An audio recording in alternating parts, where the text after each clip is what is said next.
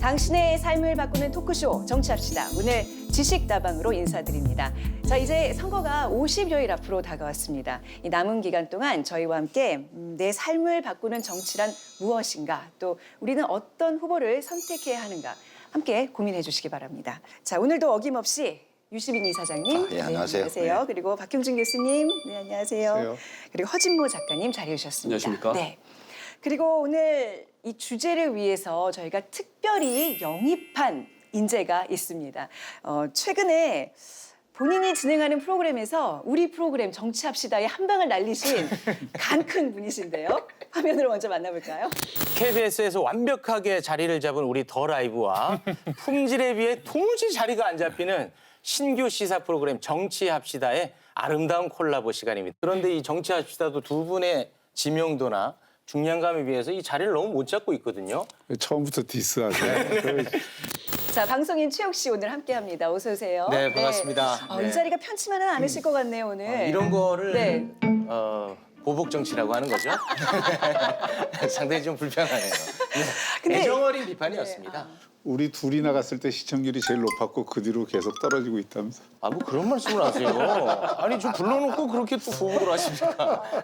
근데 상당히 그 시청률에 좀 연연을 하는 그런 면이 있는 것 같아요. 맞습니다. 이 방송이라는 건 네. 대중이 있기 때문에 아, 존재하는 그쵸. 거기 때문에 네. 시청률을 최고의 가치로 생각하고 있습니다. 공영방송답지 않아. 아니, 그러면 우리는 어떻게 해야 좀 시청률이 올라갈까요? 시청률이 잘 안 나올 때 네. 공영방송답지 않아 이런 얘기들이 나오거든요. 근데 의미도 중요하지만 뭔가 좀 수준이 너무 높기 때문에 진입장벽이 너무 높아요. 어렵다, 너무. 너무 어려워. 아 이게 유튜브 시청 네. 뷰가 몇백만이라고. 아우, 했죠? 저희 뭐 지금 800만 뷰래요, 800만 뷰. 아니, 더 라이브는 뷰가 뭐. 800만 뷰인 이유가요. 네. 물량 공세가 심합니다.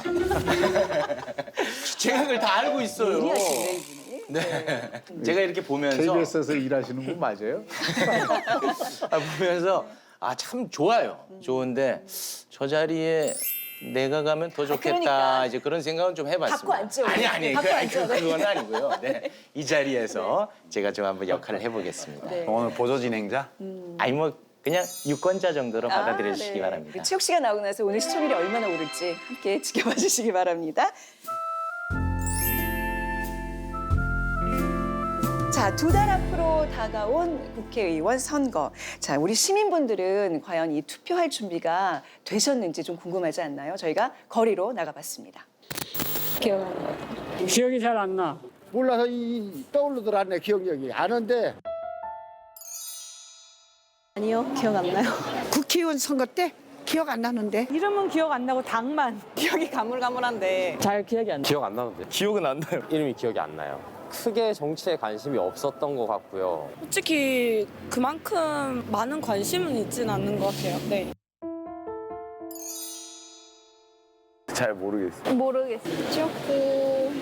모르겠어요. 무슨 말인지 잘 모르겠어요. 들어본 적은 있는데 갑과 을의 차이가 뭔지 모르겠어요. 모르겠습니다. 잘 모르겠어요. 정확하게 잘 모르겠어요. 투표 지역구는 용산구인데 우리는 그 노인정에서 하잖아. 그런 거는 모르고 그냥 노인정 가면 그걸 논아주니까. 그 시대의 분위기나 흐름? 내 친구니까 친구 후배니까 우선 사람 이미지 보고. TV 보고 찍었습니다. 당 자체를 어느 쪽을 지지하는 걸 잘 몰라서 우리는 무조건 사람을 보고 찍어. 당은 안 봐요. 일단 당을 많이 봐요. 당 자체가 그거를 많이 끌고 나갈 수 있으니까. 대부분 얼굴 보면 알아. 그 사람 경력도 알고 인품도 알고 그래. 나 모르겠어 그거.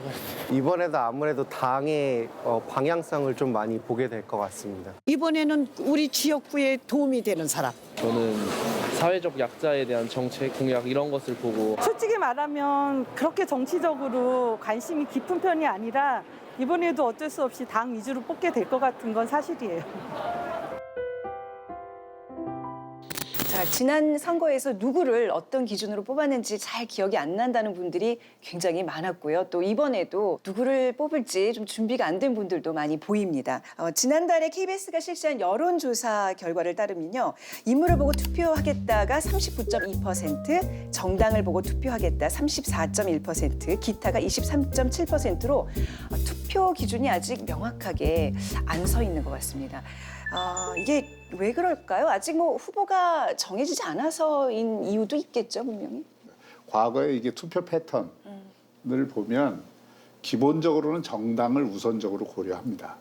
그다음에 그 정당 안에서 인물을 네. 그 고려하는 게 그 다음이고 총선에서는 의외로 공약이나 뭐 이런 거 보고 하는 경우는 조금 그 영향력이 저는 약하다고 봅니다. 정당 보고 찍으면서도 당만 보고 찍는다 그러면 왠지 좀 비난받을 것 같은 분위기가 있기 때문에 인물이라든가 네. 뭐 정책 공약이라든가 이런 대답은 하지만 네. 예전에는 보면 실제로는 지역별로 나눠가지고 당 보고 다 찍었죠.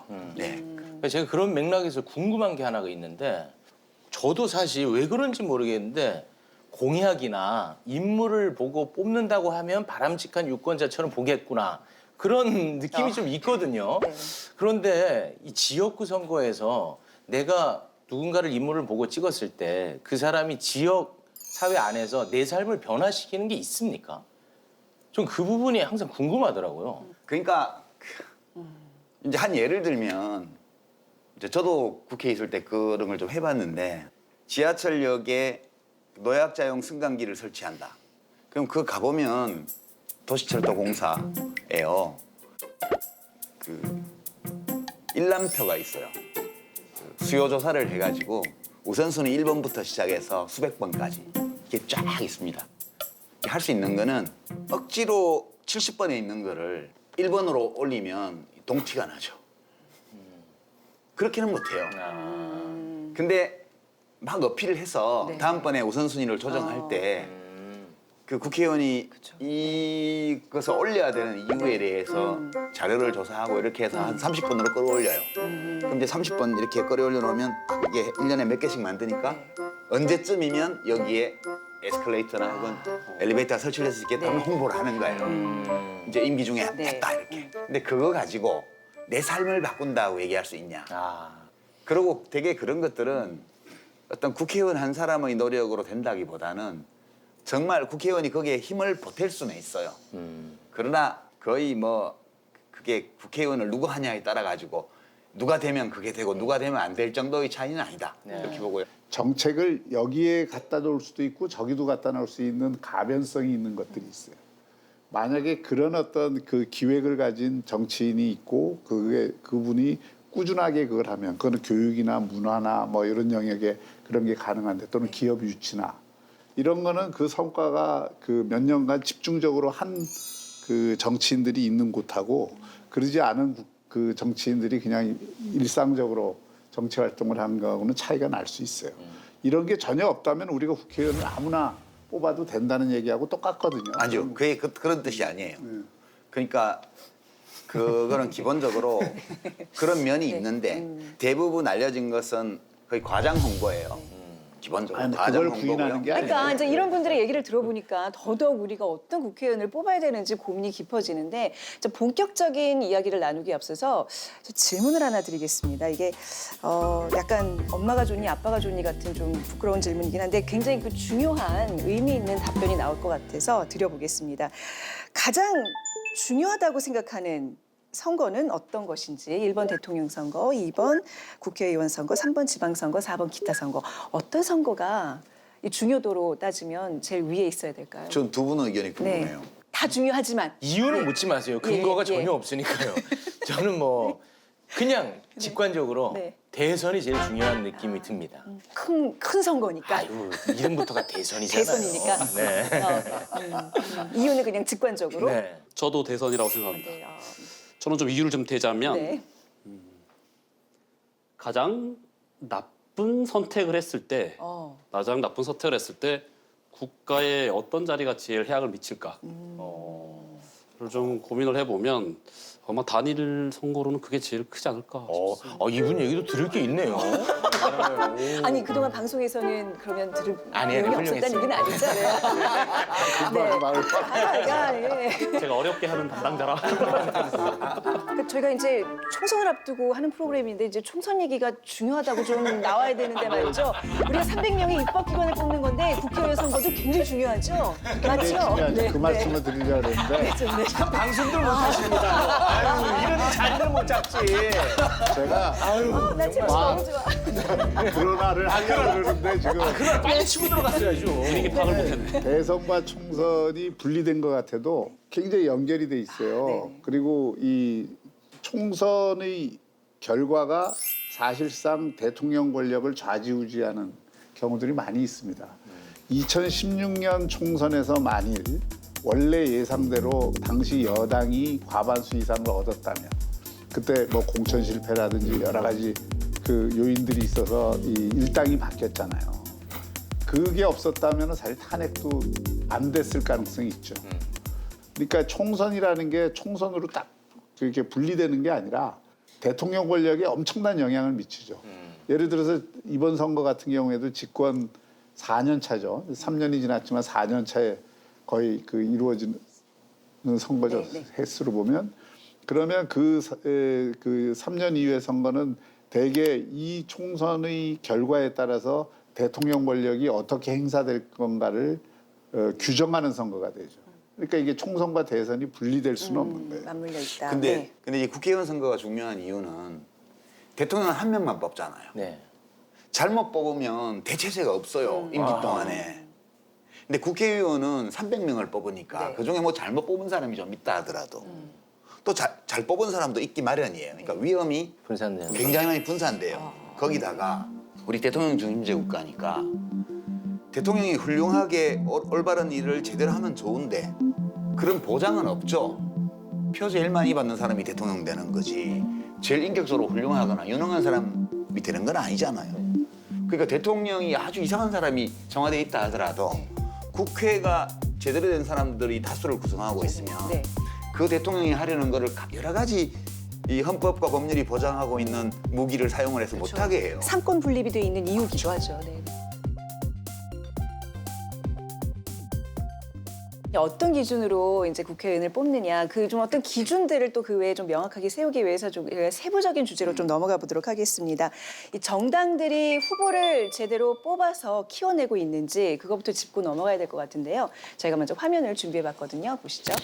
환영해 주시기 바랍니다.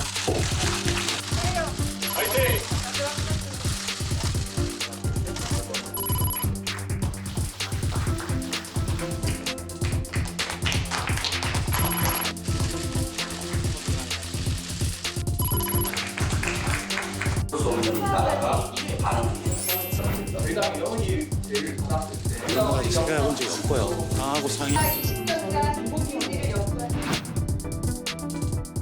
자유한국당 황교안 대표의 영입인재 1호로 추진됐다가 보류된 박찬주 전 육군대장이 군인권센터를 향해서 공산주의가 연상된다면서 민주당의 청년 영입인재 원종건 씨가 데이트 폭력 논란이 불거지자 자격을 반납하고 총선 불출마를 선언했습니다.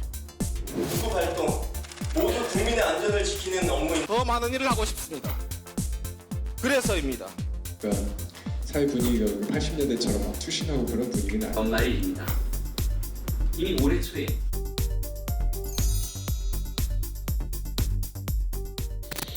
그러니까 뭐 물갈이 세대 교체에 대한 요구가 워낙 많다 보니까 이 여러 당에서 이제 양 당에서 인재 영입에 굉장히 열을 올리고 있는 모습이에요. 뭐 좀 뒤탈도 있었지만 어떻게 지금 잘하고 있다고 보시는지요? 그 언제부턴가 당들이 애플이 신제품 내놓듯이 한 번씩 할 때마다 이 신제품을 쭉 한 번씩 내놓는데 저는 비록 쇼라는 걸 알아요. 쇼라고 생각을 합니다. 그런데 저는 저게 좋다고 생각합니다. 왜냐하면 저렇게 일부러라도 영입하지 않으면 결코 자력으로는 정치권 근처에도 못 갈 이런 소외된 계층이 분명히 있다고 봐요. 일회성 어쩌고 이렇게 되기도 하는데 전 그것도 전 별로 나쁘게 보진 않습니다. 왜냐하면 안 그런 분야가 없거든요.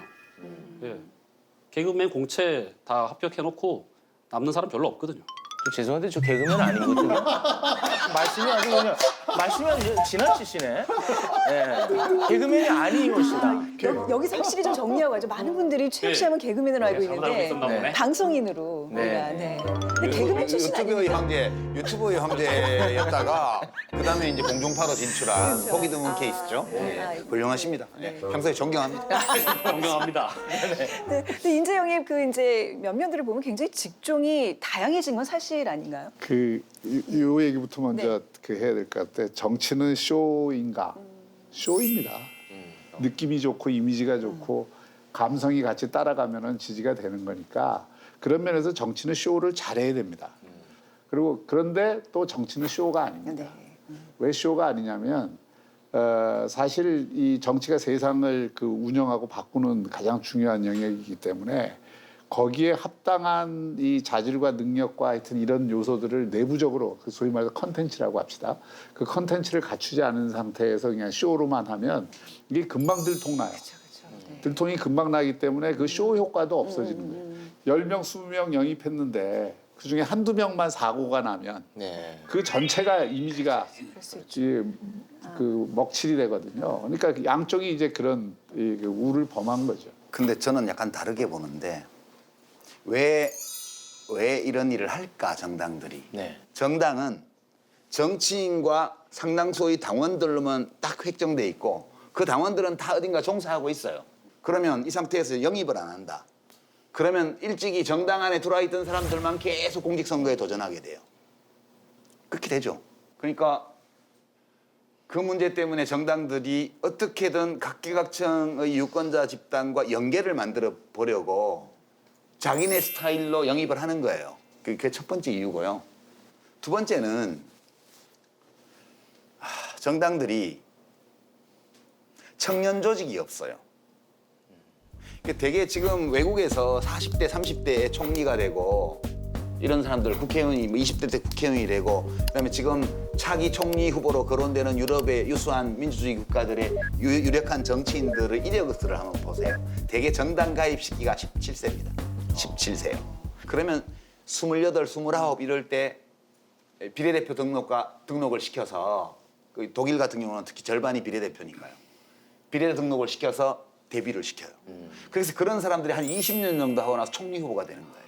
그래서 순탄하게 그 정당의 조직이 사회의 각 곳에 다 포진해 있으면서 그 안에서 자연스럽게 리더십이 있는 공직 후보자들을 만들어 올리는 구조인데 우리는 정치는 더러운 거, 혐오스러운 거, 정치인들은 상종 못할 자들, 그다음에 여기에 정치가 들어오면 순수성이 다 깨지고 오염이 돼. 이렇게 해서 정당을 멀리하고 정치를 혐오하고 이 정서와 이 관행이 너무 강해가지고요.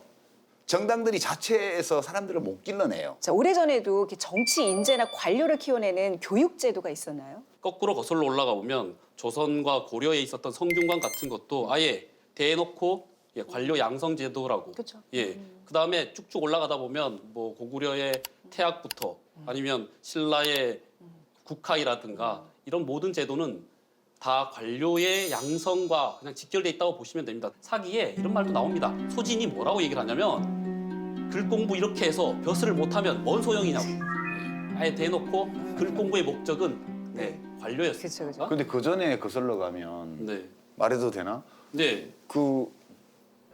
고대 아테네 보면 그때 리케이온이라고 그래서 리케이온과 아카데미아가 대화법, 연설 가르치고 토론 가르치고 한 것도 다 이제 그리고 전부 사교육이었죠. 강남 일타 강사 요즘으로 치고. 네, 맞습니다. 그런데 동양에도 일타 강사가 있습니다. 사기에 귀곡자라고. 귀곡자. 네, 자기가 키운 제자는 전부 다 재상이 됐어요. 지금으로 치면 거의 쪽집게 가외입니다.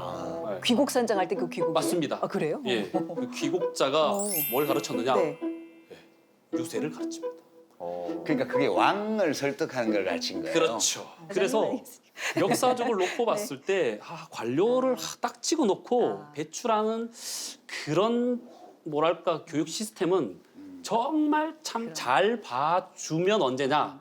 프랑스 혁명 이후에 나폴레옹 시대 때 체계가 잡힌 프랑스의 그 그랑제콜 정도 예, 지금 뭐 마크롱이나 사실 뭐 사르코지 대통령 제외하고는 대부분 다 그랑제골 출신이죠.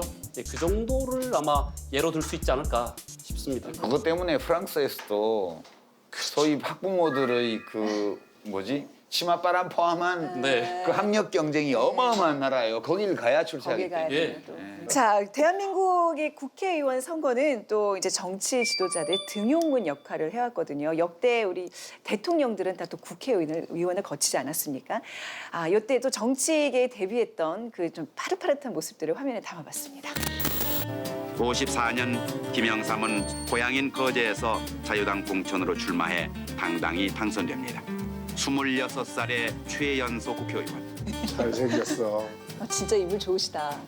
누가요? 잘생기진 않았지. YS가 인물이 좋아요. YS도 인물 난 좋고 인물 DJ도 인물 DJ가 좋고. 인물이지. 아니, 외모는 저는 그 영화 배우. 여자들이 좀 좋아하는 스타일이에요. 그래요? 둘 다 인물 좋지 뭐.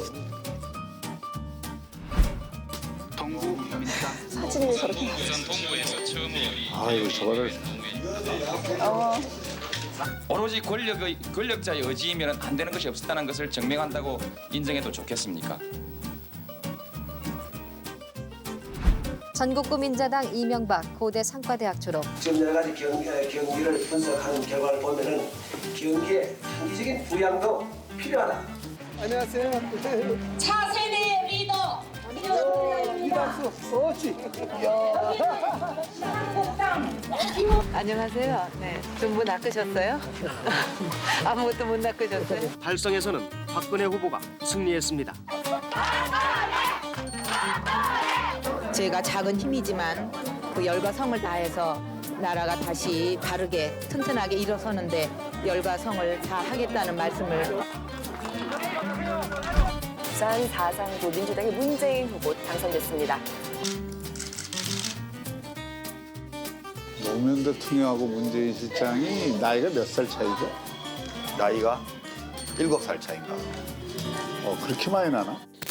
자, 대통령들의 정치 신인 시절 모습 보니까 감회가 굉장히 새롭죠. 그렇죠? 굉장히 흐뭇하게 또 이렇게 뭔가 만감이 교차한다는 듯 이렇게 보고 계셨는데, 네, 그러니까 정말 다 국회의원 선거에서 이겨서 의정 활동을 하다가 이제 경력을 쌓고 대통령이 된 그 과정들이 공통점이라고 볼 수 있네요. 김대중 대통령하고 김영삼 대통령하고 김대중 대통령은 자신이 정치를 하면서 온갖 굴곡과 이 그 난관을 뚫고 대통령이 되다 보니까 네. 그 안에서 자기 세력이라는 것을 확고하게 구축을 하고 정치를 했잖아요.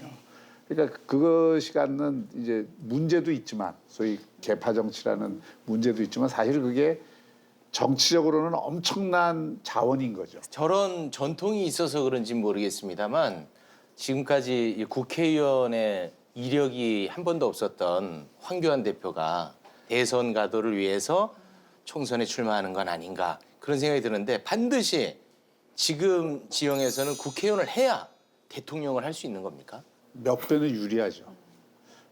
일단은 국회의원을 해야 국회에 들어가서 국회의원들하고 하여튼 함께 있을 거 아니에요. 국회의원들 지지를 받는 게 단순히 국회의원들이 아니라 그들을 둘러싼 세력을 그 지지를 얻는 거니까 당연히 대통령 후보가 되려고 하는 사람이 국회에 진출해 있는 게 유리하죠. 이번에 황교안 대표가 종로 출마를 안 했다면 대선 출마를 못 했을 거예요.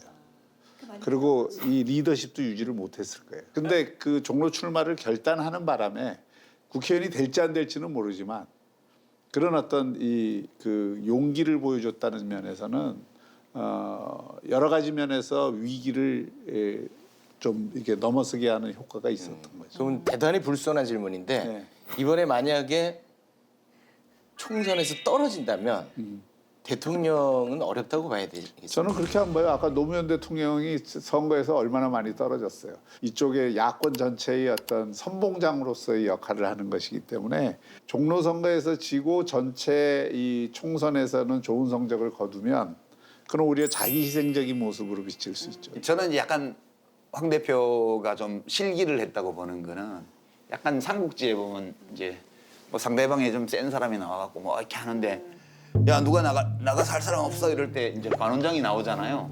나와서 그런 술 한잔 마시고 가 하니까 그 술이 식기 전에 다녀오겠습니다. 탁 하고 이제 언을 또 탁 치고 나타났단 말이에요. 그래갖고 말 타고 왔다 갔다 하고 있는데 그게 이제 이낙연이야. 종로에서.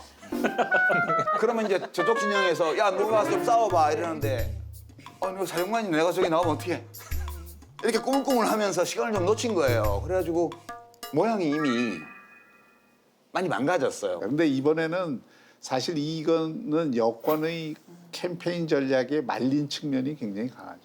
그러니까 관우가 나오는데 거기 한판 싸우는 게 무서운 게 아니라 진짜 싸워야 될 대상은 관우가 아니라 뭐 유비인데 예?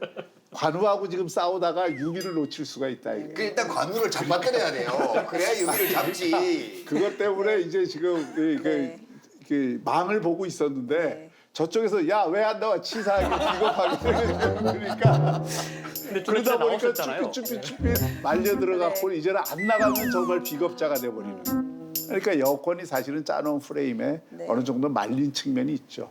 말린 측면이 있지만 그럼에도 불구하고 그게 현실이니까 거기서부터 출발해야 되니까 그 현실에서 그러면 용기 있는 선택을 하느냐 아니면은 피하는 선택을 하느냐 그 기로에서는 하여튼 용기 있는 선택을 했기 때문에 적어도 자기 진영은 추스릴 힘을 가진 거죠. 아무튼 그러면 현실적으로는 대통령이 되려면 총리나 뭐 유엔 사무총장 이런 이력보다는 국회의원의 이력이 좀 더 많은 영향을 끼칩니까? 국회의원이라는 게 그 뭐 아무것도 안 하는 것 같아도 정치를 하는 거잖아요. 보통 사람들이 정치는 이게 아무나 할 수 있다고 생각해.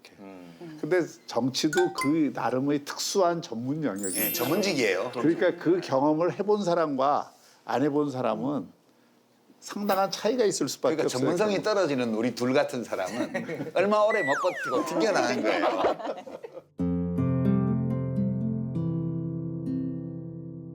국회의원 선거가 정치 지도자의 등용문이라는 사실을 다 알기 때문에 이제 그 공천이 굉장히 중요할 수밖에 없어요. 어떤 후보를 뽑아서 이 선거에 등판시키느냐. 그게 굉장히 중요한 일인데 정당들의 그 공천 과정이 좀 궁금하거든요. 굉장히 복잡하던데 좀 먼저 설명을 해주세요. 지금 민주당은 어떤 과정을 내세우고 있는 거죠? 기본적으로 룰은 여론조사 50%. 그 지역구에 해당 지역구에 유권자들의 여론조사 50%에 이제 권리당원이라고 해서 당 활동을 했던 이제 당원들의 투표 50% 이렇게 하고요.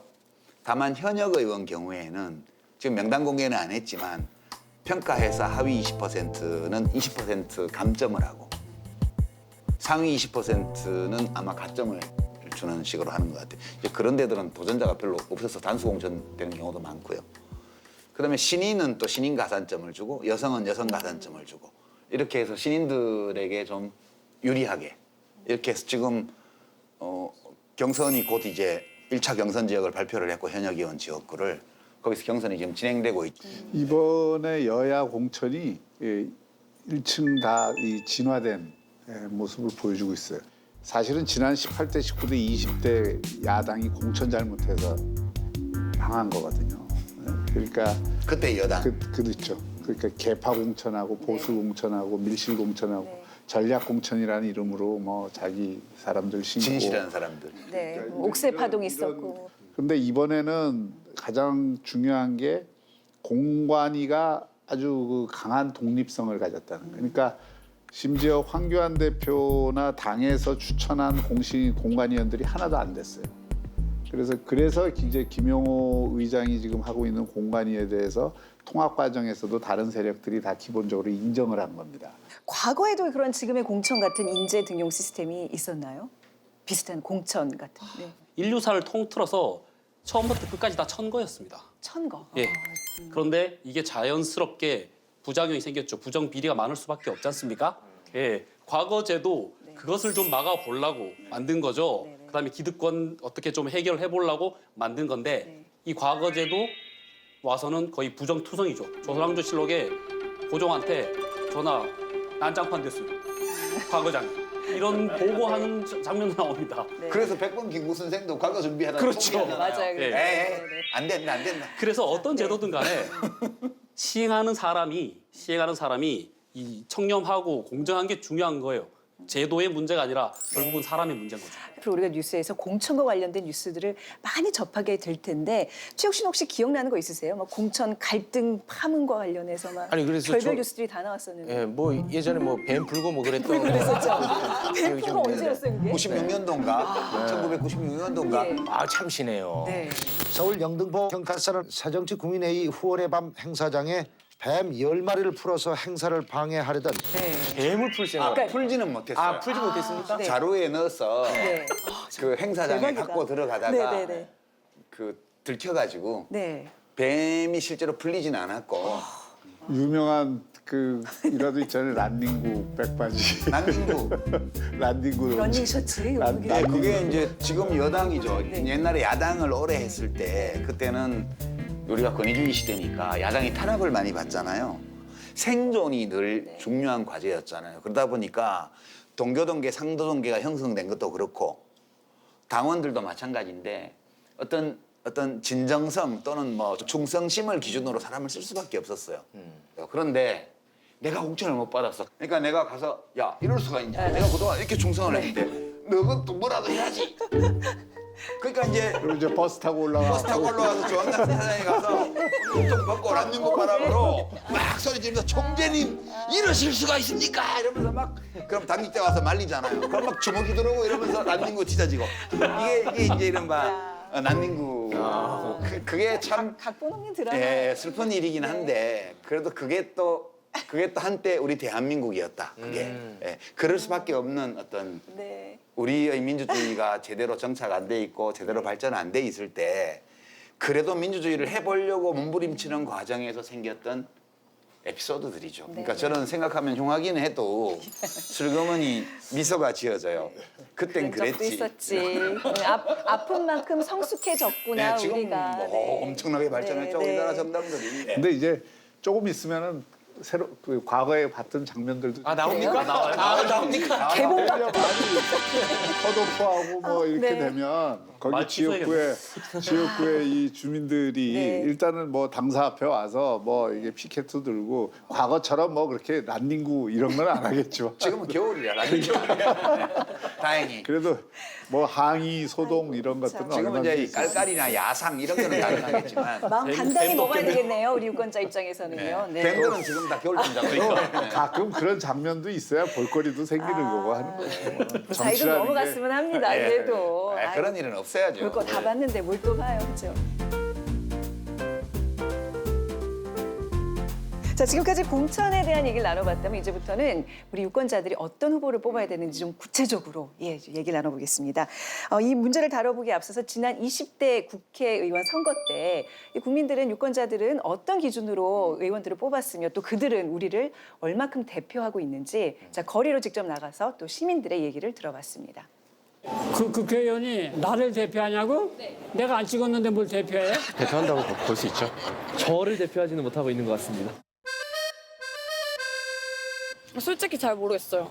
투표할 때뿐이지. 직업이나 성별, 나이대에 몰려 있다고 생각을 해요. 아 근데 과거에 비해서는 많이 좀 비례가 맞아졌는데 아직 한참 멀은 것 같고. 괜찮은 것 같아요. 저는 괜찮다고 생각합니다. 그런 생각을 갖고 계시면서 일을 해주시면 좋을 것 같아요. 적으로는 어느 영역이나 연령대 이런 게 좀 치우침이 보이지만 저는 그게 적정하다고 봅니다. 비례성은 떨어지는데 그분들이 지적으로 뛰어난 분들이니까 하고 있다고 생각은 하고 있어요. 회의에 지역 주민들을 대표해서 활동을 하고 있으니까 대표한다고 볼 수 있죠.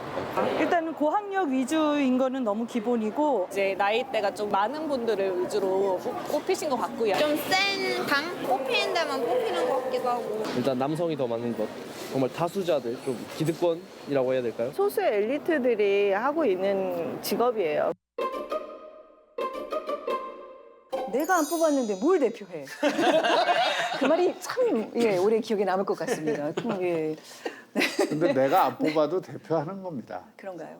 대의제도라고 하는 것은 유권자들이 하여튼 내가 안 뽑았다 하더라도 전체 총의로 대표를 뽑는 거 아니에요. 이제 대표로 뽑혔으니까 이 대표의 자율성을 갖고 4년 동안 자기 의지대로 활동을 하게 하는 거예요. 이게 저희 위임이죠. 내가 안 뽑았는데 뭘 나를 대표해? 이건 두 가지 의미가 있다고 봐요, 저는. 첫 번째는 실제 20대 국회에 당선된 분들의 평균 지역구 득표율이 50%가 안 되잖아요. 우리가 이제 단순 다수제라 그래서 그냥 지역구에서 1등만 뽑히는 거예요. 유권자들 중에 반 이상이 내가 찍은 사람은 안 뽑힌 거예요. 그러니까 이제 선거 제도 면에서 이게 그런 결함이 있는 거예요, 우리 제도가. 두 번째는 내가 이사도 다니고 뭐 막 그러니까 내가 누굴 뽑았는지 잘 모르겠어. 근데 만약 국회의원들이 내가 생각하는 것대로 이렇게 행동을 하는 것 같으면 우리가 뽑은 국회의원 이렇게 생각할 수도 있는데 하는 행동이 영 마음에 안 든단 말이에요, 이게. 그러니까 정치 효능감이 떨어지는 거예요. 근데 이제 저 말씀 자체는 논리적으로 옳은 말씀은 아닌데 심정은 이해가 돼요. 심정은. 자, 그 20대 국회의원들의 좀 면면을 자세히 봐서 대표성이 어땠는지 좀 살펴보겠습니다. 우선 나이부터 보면요. 지난 20대 국회의원 당선자들의 평균 나이는 당선 시점 기준으로 55.5세였어요. 예. 그러니까 선거 당시 국민 평균 연령인 40.8세보다 무려 15살이 많았던 거죠. 그 연령별 비율이 50대 54%, 60대 이상이 29, 40대 17%, 그리고 20, 30대는 단 3명으로 1%에 그쳤습니다. 글쎄요, 전체 유권자의 36%인 20, 30대를 단 1%가 대표하고 있다. 이건 대표성에 있어서 좀 심각한 문제가 아닐까요? 우리는 정치 문화를 둘러싸고 있는 사회 문화가 역사적인 전통도 그렇고 이게 영공서열형, 그다음에 장유유서형 이런 어떤 수직적인 문화들이 상당히 있어서 정치를 한다는 건 권력에 가까이 가는 거니까 뭔가 이렇게 좀 경험과 경륜이 있는 사람이 가는 거라는 잠재의식 속에 그런 것들이 있어요. 그러니까 공천을 할 때에도 젊은 사람들을 우대해야 된다 하면서도 실제 뽑을 때에는 만약에 경선을 한다 그러면 젊은 사람에게 쉽게 이렇게 투표하는 이 분위기가 형성이 안 돼 있잖아요. 억지로 바꾼다기보다는 그냥 지금 사회 여러 분야에서 그런 나이 파괴 현상이 일어나고 있으니 아마도 그리고 지금 정치권에서도 그 어린 젊은 신인에 대한 그 필요성을 아마 갖고 있으니 조만간 뭐 서서히 바뀌지 않을까. 저는 이번 국회 생각합니다. 21대 국회에는 젊은 사람들 진출이 과거 어느 국회보다도 많을 거라고 생각합니다. 근데 문제가 그러니까 그건 전데 본선 나가서 되냐는 거예요. 그 문제가 문제는 있죠. 본선 나가서 안 되는 거예요. 그러니까 이게 결국은 지금 이 고령화된 국회를 누가 만들었냐 하면 정당들이 반 만들었고요. 그다음에 유권자들이 반 만든 거예요. 그러니까 30대, 40대 총리 국정의 최고 책임자가 지금 우리가 막 부러워하는 서유럽, 북유럽 선진국에 막 나와요. 그거는 유권자들이 그것을 용납했기 때문이거든요. 그 유권자의 탓이라는 말이 매우 공감 가는 게 우리 작가님이 초선 의원이었을 때 저희 부모님이 TV 보면서 저 어린 게 저 건방져가지고 이렇게 욕하는 거를 제가 그 본 기억이 건방지게 있습니다. 나타났어 또. 건방지긴 했어. 흰색 바지와 티셔츠에 감색 상의. 인정하고 관용하고 했으면 좋겠는데 오늘 좀 문화적으로 너무 엄졸하시네요. 근데 일단 어리면 그렇게 낙인을 찍는 편이 어린 게 먼저 들어갑니다. 그러니까 용납이 안 전방이 되는 뒤로 거죠. 가고. 네. 자, 정치합시다 제작진이 20대 국회의원들의 출신 직업도 좀 일일이 분석을 해봤습니다. 그러니까 20대 국회의원의 당선 전 직업이 고위 공무원과 교수, 법조인, 기자, 정당인 등 주로 고학력 전문 직종에 편중돼 있는 반면에 유권자들은요 제조, 숙박 및 음식점, 소매, 건설, 운수업 등에 종사하는 비율이 높게 나타났습니다. 그리고 직업 구성 비율을 기준으로는 직업 구성 비율 기준으로는요 검사, 법관, 변호사, 기자, 대학 교수 순으로 이 과대 대표되고 있다는 것을 확인할 수 있습니다. 이게 굉장히 직업이 많이 쏠려 있다는 사실 이 편중 현상이 있는 거는 틀림없죠. 몇몇 직업으로. 그는 정치라는 특히 의회라는 또 입법이라고 하는 그 특성과 좀 연관이 돼 있어요. 미국도 전체 국회의원의 30% 이상 등이 변호사입니다. 변호사. 북유럽 같은 경우에도 각종 그 직업들이 있다 그러지만 정치인이 훈련되는 코스는 오히려 그런 나라일수록 제한적으로 돼 있어요. 그 정치 코스에 들어가야만 정치인이 되지. 그렇죠. 다양한 그냥 직업의 대표라고 해서 정치에 들어오는 게 아니다. 이거. 그러니까 정치가 전문화되면 전문화될수록 그 영역의 독자성을 가지고 전문성을 키우는 쪽으로 가는 거지. 그냥 직업별로 그냥 대표자들 뽑아서 이렇게 하는 건 아니다. 이게 소위 그 SKY 출신들 전문직 종사자들이 많이 들어가는 이유가 사람들이 제일 많이 보는 게 우리나라 학벌 사회예요. 그래서 그 국회의원을 선택을 할 때 이 사람이 어떤 사람인지 잘 모르잖아요, 우리가. 네. 그러니까 일단 경력 사항을 봐요. 학력, 경력을. 거기에 학력란에 고졸 이렇게 나오면 일단 안 찍어줘요. 두 번째는 대표 경력을 봐요. 어떤 자리를 지낸 사람인가. 그래서 청년들이 불리한 거예요. 스펙이 그 선거 공보물에 늘 스펙이 별로 없는 거예요. 그러니까 우리 아들이랑 비슷하잖아, 얘. 얘가 무슨 국회의원이야. 이렇게 되는 거고, 뭐 한다 하는 대학 출신에 뭐 외국도 좀 갔다 온 이력도 좀 있고, 뭐 고위직 지내고 뭐 판검사라도 지냈고 뭐 고위 공무원이라도 지냈고 이러면 어이 그럴듯한 사람이네. 이게 우리 문화거든요. 그 희한하네요. 아, 그 유권자들은 국회의원을 혐오하면서도 높게 보는 경향이 있나 보네요. 아니 그게 아니고 나보다 나은 사람이 국회의원을 해야 돼 이렇게 생각하는 거예요. 아니 최욱 씨는 그런 거 안 봐요? 저는 먹을 때? 학벌은 보지 않았던 것 같습니다. 그럼 뭘 봤어요? 관상을 좀 봤던 것 같아요. 허진모 작가는 뭐 보고 뽑아요? 맨 먼저 정말 학벌에 눈이 가는 건 사실입니다. 어떤 자질을 제일 중요하게 좀 바라봐야 될까요? 제가 쓰는 방식은 예전부터 그렇게 써왔는데 공약보다 그 사람이 뭘 하고 살았나를 좀 저는 눈여겨봐요. 그러니까 똑같은 변호사라고 하더라도 네. 이 사람이 변호사로서 어떤 활동을 했는지를 보는 거예요. 네. 그러니까 그게 자기 자신을 위한 활동을 하면서 주로 사는 사람과 다른 사람을 위해서 활동하면서 사는 사람 네네. 중에서는 웬만한 차이가 아니라면 저는 후자를 택해요. 말이라는 것은 교원 영색과 뽑히기 위해서 선거 공보에다가 온갖 좋은 공약을 다 넣을 수 있어요. 그러나 그게 말이거든요. 그러나 살아온 이력은 못 바꿔요. 아무리 그 분치를 해도 어느 정도 알아볼 수 있어요.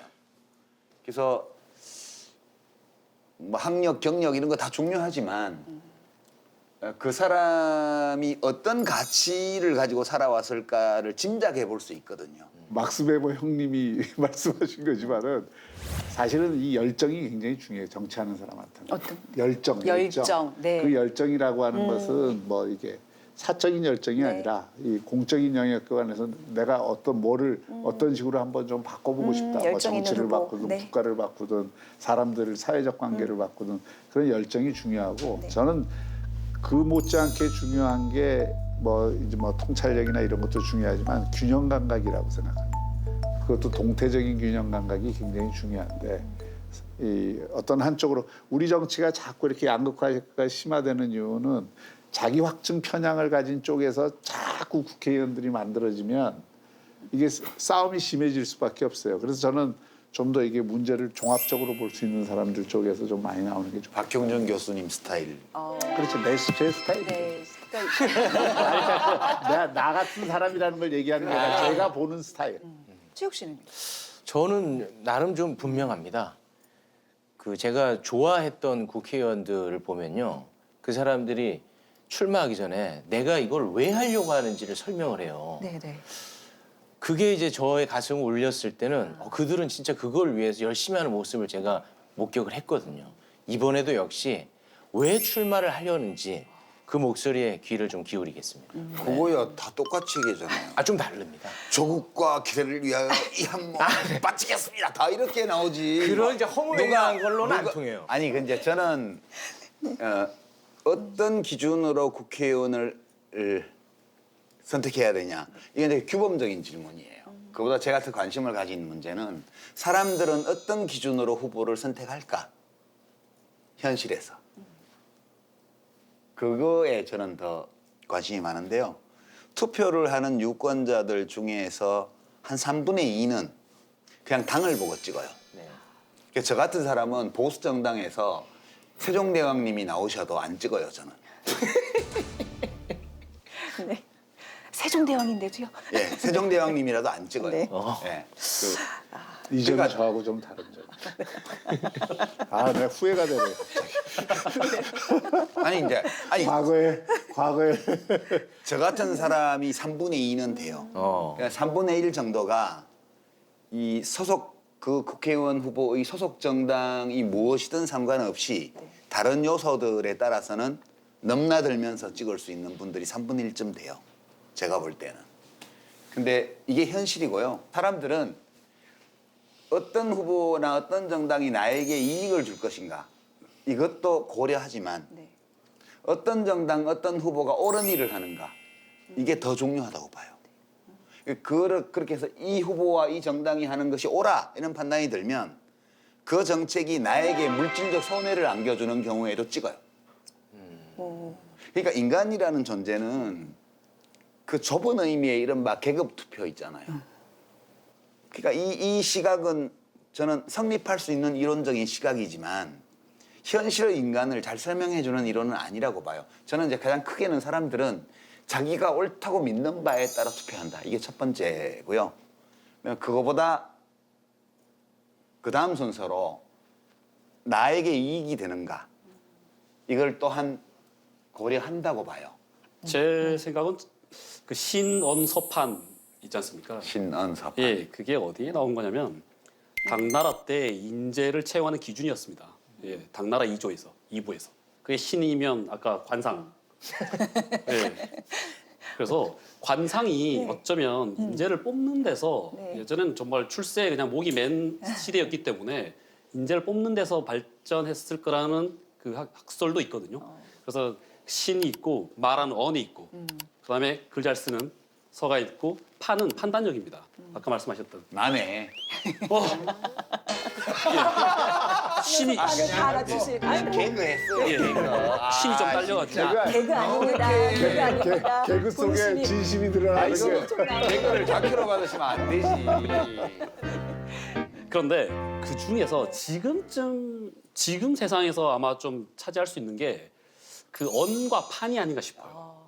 예. 언은 말하는 거잖아요. 지금 정치는 사실은 말의 예술입니다. 폭력으로 가지 말라고 하는 게 정치인데 그래서 말을 잘하고 그러니까 뭐 욕을 한다거나 뭐 어이 뭐 이렇게 나오면 사실은 뭐 정치에는 좀 문제가 있는 자질일 수도 있습니다. 네. 그래서 그런 말 잘하는 것과 그다음에 판은 판단력인데 아까 말씀하셨던 그 이력과 좀 관계가 있는 것 같아요. 과거에 어떤 큰 사건에서 이 사람이 어떤 행동으로 어떤 판단력을 내려가지고 어떤 행동을 했는지를 보는 것. 이 정도면 아마 좀 괜찮은 좀 판별법이 아닌가 하는 생각이 듭니다. 반대로 내 인생에 전혀 도움이 되지 않을 것 같은 후보, 내 분노 게이지만 높일 것 같은 피해야 할 후보는 어떤 후보인가요? 저는 그게 좀 더 알고 싶어요. 네. 이런 후보는 피해야 된다. 적어도 저는 이게 골목 정치에만 매몰돼 있는 사람은 지방의회를 하는 게 좋다. 그리고 이 정치라는 게 삶의 그 복잡성과 아주 그 무궁무진함을 이해해야 정치를 잘하는 거거든요. 근데 외골수들이 있어요. 정치를 하다 보면. 그런 경우에도 사실은 좀 조심해야 된다. 이런 생각이 들어요. 제가 이제 이런 후보는 진짜 피하자라고 말씀드린 건 여러 유형이 있는데 딱 두 가지만 할게요. 궁금하다. 첫 번째는 연민의 정이 전혀 없어 보이는 사람. 그러니까 작고 여리고 약한 그런 어떤 사람 동시대인들의 삶의 양상, 사건 이런 것에 대해서 측은지심을 느끼지 못하는 듯한 사람이요. 그러니까 내가 아닌 타인이 당한 그런 불행한 일들에 대해서 연민을 보이지 않는 사람. 진짜 공직자로서 부적합해요. 두 번째는 이건 좀 사람 따라 다를 수 있는 건데 제 기준인데요. 앞뒤가 안 맞는 주장을 하는 사람. 그러니까 이제 들으면서 누굴 바보로 아나 이런 생각 들게 하는 사람이 있어요. 그런 사람은 뽑지 말아야 돼요.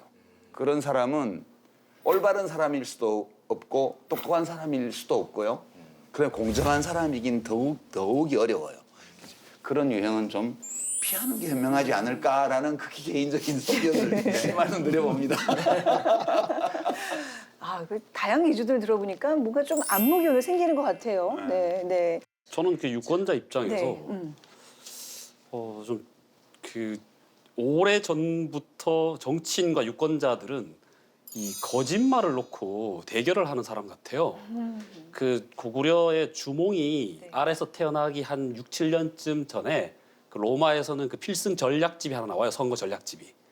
거기에 당선되기 위해서는 모든 약속을 다 하라. 그리고 모호하게 하라. 라는 게 있습니다. 그다음에 그 2100년이 흘러서 드골 대통령이 그러죠. 정치인은 자기가 한 말을 자기가 믿지 않기 때문에 남이 자기 말을 믿어주면 놀란대요. 아, 이거 너무 웃긴다. 드골이 그런 말도 했어요. 예. 그래서 보면 2000년 동안 하나도 변한 게 없는 거예요, 정치인들은. 네. 그러니까 유권자들은 그것을 보고 싸워야 되는데 요즘은 문명의 이기가 발달돼서 그거를 좀 찾기가 좀 쉬운 거죠. 네. 아, 진짜 요새는 뭐 거짓말 하나 했다가 들키면 영원히 박제당하더라고요. 그렇죠. 네. 방송에서도 거짓말 못해요. 네, 진짜 영원히 박제되죠. 그러니까, 네네. 자, 당신의 삶을 바꾸는 토크쇼 정치합시다. 이제 마무리할 시간인데요. 오늘 좀 특별히 최욱 씨가 오고 나니까 좀 활기가 있었던 것 같아요. 좋네. 좋아요, 전 진짜로. 오늘 어떠셨어요? 저는 네. 힘들었는데요. 아니, 두 어르신들 저희가 힘들겠나요? 한 번 크게 싸울까 봐 얼마나 조마조마하던지 눈치 보느라 시간 다 갔습니다. 오늘 그나마 이제 보람된 거는 제가 좀 수준을 많이 떨어뜨렸다는 걸로 큰 보람을 안고 돌아가겠습니다. 저희 엄마 아빠도 보면서 이해할 수 있을 정도. 저희 식구들 중에 제가 제일 똑똑하거든요. 그냥 품질을 유지하면서 더 쉽게 만들었다 이렇게 표현해야지. 쉽게 들렸다. 이 공영방송은 얘기하셨잖아요. 수준을 유지하면서 쉽게 하는 거. 아, 그렇죠. 최욱 씨 오늘 잘했어요. 네, 칭찬. 어떻게 마음에 드셨어요, 교수님도? 네. 정말 역시 유튜브 스타답게. 네, 인정. 네, 야. 자, 오늘 지식다방 함께해 주신 우리 유시민 이사장님, 박형준 교수님, 그리고 허중호 작가님, 그리고 최욱 씨 대단히 감사드리고요. 네. 자, 나의 삶, 또 우리의 삶을 바꾸기 위해서 어떤 후보에게 투표해야 할지 좀 그 판단하는데 조금이나마 도움이 된 시간이 됐길 바랍니다. 감사합니다, 여러분. 네. 수고하셨습니다. These towns all look the same. We just pass the time in the hotel rooms and wander around backstage till those lights come up and we hear that crowd and